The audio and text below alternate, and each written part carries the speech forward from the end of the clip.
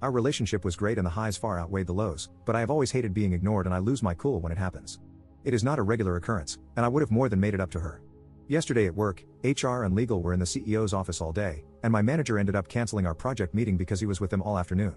I was on edge, but an affair isn't exactly a corporate crisis, and I thought something would have already happened if anyone knew. I am now 99% certain it was about me. A few hours ago, I received a message from Amy's phone, which said, "This is Amy's brother, Tom. I want you to know it was me." I tried to call, but it went straight to voicemail, and none of my messages have been delivered. I tried to call my manager more times than I should have, and he sent a message saying, "Please don't contact me until Monday morning. I can't discuss anything with you right now." So it looks like my universe is going to collapse. I am going to be fired, and my wife will definitely find out why. All I can do is hope that Amy's brother only showed them the messages from that weekend, and they were bad enough. I have no family except my wife and daughter and nowhere to go. All of my friends are either people I've met through my wife or my colleagues. On Monday, everything I've spent over a decade working towards disappears. I can't stop it. I can't talk to anyone about it. So here I am. I know cheaters are the devil, so I'm not expecting sympathy, but this is making my chest hurt, and I need to get it out there. Update 1. I have been consistently harassed for an update since posting, so here it is. You can gloat because you think you're such wonderful people in comparison, but please stop following me around Reddit.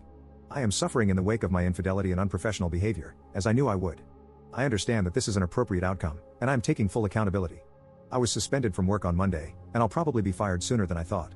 I'd hoped to be able to save money as HR built their case, but it looks like Amy's brother basically performed the entire investigation for them. After an excruciating 3-hour run-through of everything they had, I spoke to the founder, and he recommended the solicitor I am now using. The issue is that the company has to come down hard to protect themselves, because even though Amy's family doesn't have much chance of a claim, any suggestion of a cover-up could cause damage regardless. The founder still thinks my offer to pay them back will keep it out of court, and some more information has come to light, so it's not certain I won't be prosecuted, but I'm quietly hopeful. I can't afford to keep the solicitor if this goes much further, especially with a divorce on the horizon. Things are not good with my wife. I'm still committed to making this as easy as possible for her, but I had to draw a line when it came to my daughter.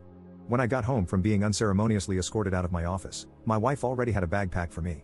She wouldn't let me wait at the house until my daughter was back, she wouldn't let me check if I had everything I needed, she wouldn't let me take the car, and she didn't care that I had nowhere to go. I spent 2 nights in a hotel, then went back when she refused to let me see my little girl. She tried to stop me, but we own the house jointly, and it was my only option. My wife has family she could stay with, but she won't leave our daughter here, and she's absolutely not taking her, so we're at a stalemate right now. I'm keeping out of her way as best I can, which I appreciate is the least I can do. The situation with Amy is quite difficult to talk about, and a lot hasn't sunk in yet. It turns out that she didn't love me as much as I loved her, if at all. Her brother sent me images of her talking to her friends about me, and it's hard to believe they came from the person I loved, but they are real. Sorry to those who were heavily invested in me being a predatory abuser, but she and her friends had a good laugh about her manipulating me for money and a promotion. The role came with a big pay rise, and it looks like her plan was to treat it as free cash, then go work with one of her friends when it fell through. She knew I'd come under scrutiny whenever she messed up and assumed I'd keep stepping in to save her. She was right. Obviously, I am completely humiliated. I was planning to give up everything to build a life with her, and she was treating me like a joke the whole time. My feelings are complicated, so please don't feel entitled to any expansion on this, but I no longer feel guilt over her passing. Reddit acted like I kept her hostage while she begged for help. What actually happened was that I asked if she could ask her friend to take her to the hospital because I had to go home. She said that was fine because she needed to get some clothes back from her anyway, and I dropped her off as normal. Ultimately, she was an adult who had a better understanding of her medical needs than I did. I still don't know what happened between us saying goodbye and her last moments, but whatever it was, it had nothing to do with me. I'm sorry for her family's loss, but I bear no responsibility for her passing. After Amy's messages to her friends were passed around, a few people quietly reached out with words of support. I assumed everyone would write me off, like Reddit did, as an abuser and predator. Now that it's clear Amy was using me, they see me as a fool who has now lost it all. It's beyond humiliating, but I have learned I'd rather be pitied than despised, and it improves my legal position at work. They're small mercies, but I'll take what I can get. I remain filled with regret, and I will have learned many lessons by the time I get through this. I may have been deceived, but I am a grown man who made my choices, and I take full responsibility for them. Commenter. I needed some more context, so I had a look at his comment history.